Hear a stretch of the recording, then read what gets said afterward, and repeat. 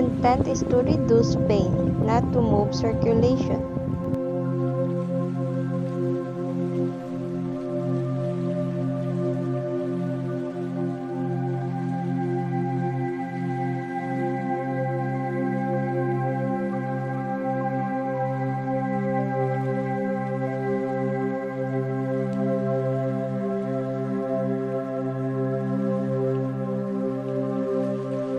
Put his hand behind his back. Knee the tricep and bicep and form your hand into a half circle.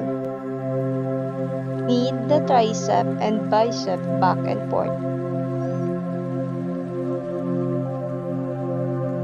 You can add ringing.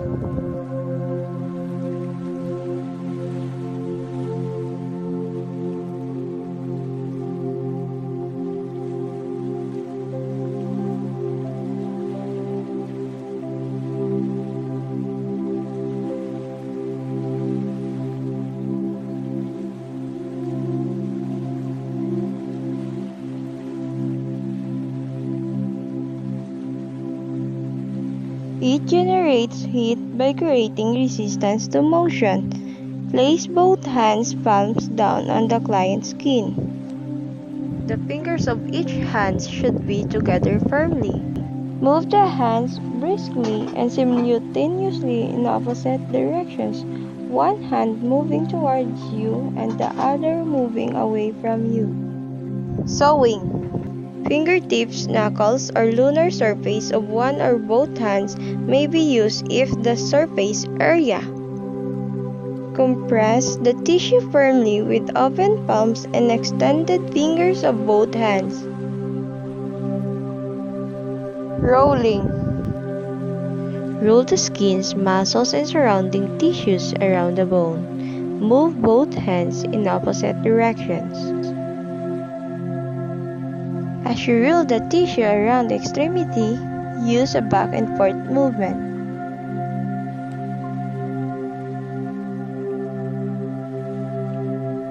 While you compress the tissue and slide your hands from distal to proximal.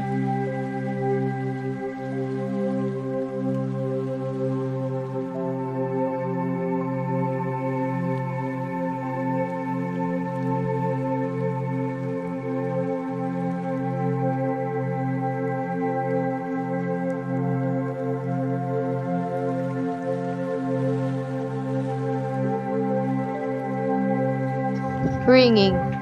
While compressing the lubricated tissue on the sides with palmar surface of the hands and fingers. Move the hands in opposing directions. Slide the hands towards the trunks of the body during massage movement. Ringing friction is performed vigorously, like wringing water out of a cloth. The movement is best suited for arms, legs, and fingers.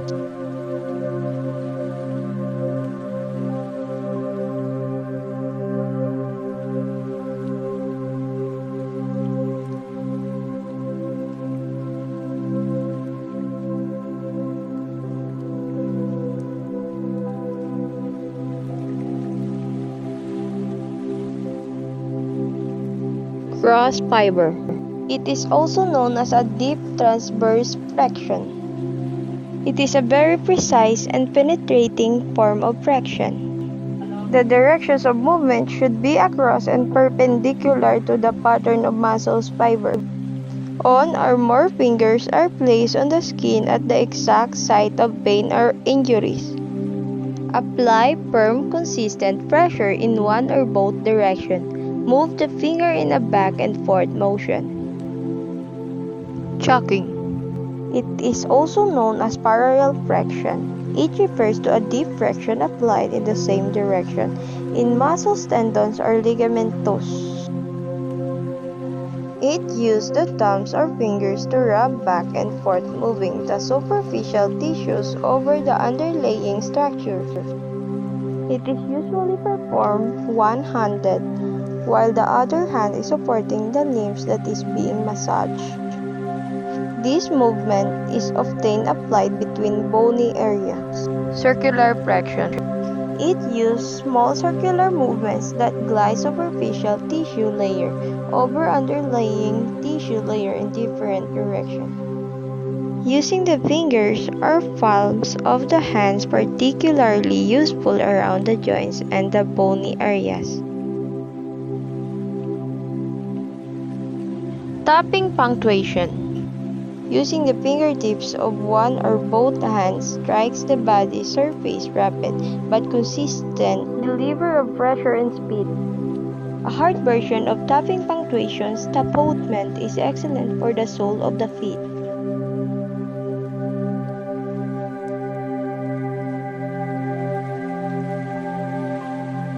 Tapping pulsing. It is performed one-handed with an alternate deep and light tap. The deep tap is comparable to a full note, and the light tap is comparable to a half note. Tapping raindrop. Common use on the face of scalp. Each fingertips of the hand strikes the skin lightly at different times. Pansement, also known as plucking, done the same as the skin rolling technique. The skin is grasped using quickly delivered striking motions, lifted and released while the fingers of the opposite hands followed suit.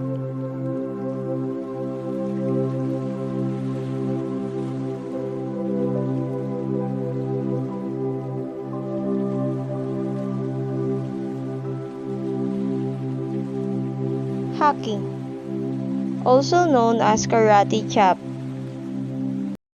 produce a slight vibratory action coupled with persuasive action. Hacking along muscle fiber with finger parallel produce relaxation in the muscle. Quacking, place the palms of both hands together. The skin is struck using only the side of the third, fourth, and fifth finger. Cupping, curve the palmar surface of the hand into cup, as if holding a water. Strike the client's skin with the edge of cup hand. Make a muffled hoarse loop sound.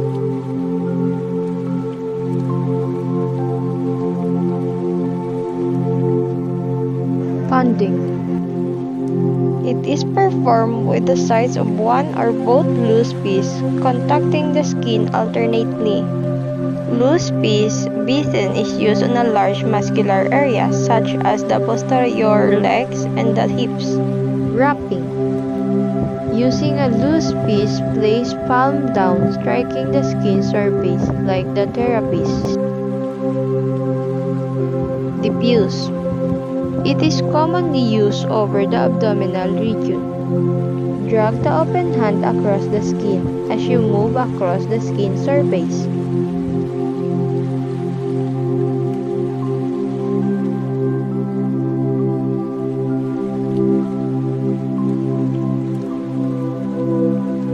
Clapping, also known as slapping.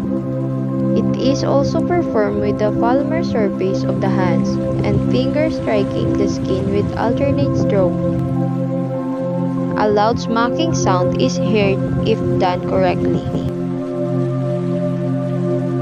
A light upward slapping may be done on the sides of the surface.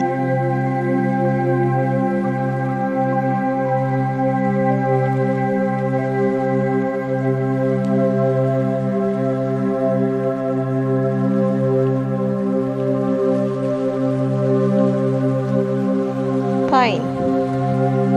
Place the fingertips on the skin and begin a trembling movement by rapidly contracting and relaxing the arm, keeping the fingers and wrist stiff. Fingers should be moving from side to side while maintaining contact with the skin.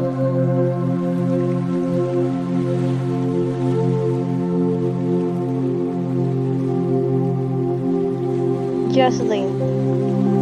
It also known as course. When applying it to muscles, grab the muscle's belly or bellies and shake vigorously. It can be used on a muscle's belly or limb. but rhythmically back and forth. This may feel like rolling friction. Course. The therapist grabs the muscles or limb, one or both hands, and shakes or pulls it vigorously.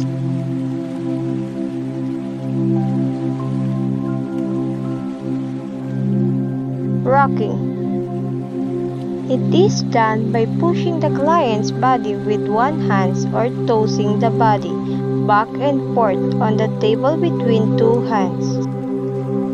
Pitch and catch the body until it begins to move easily or finely.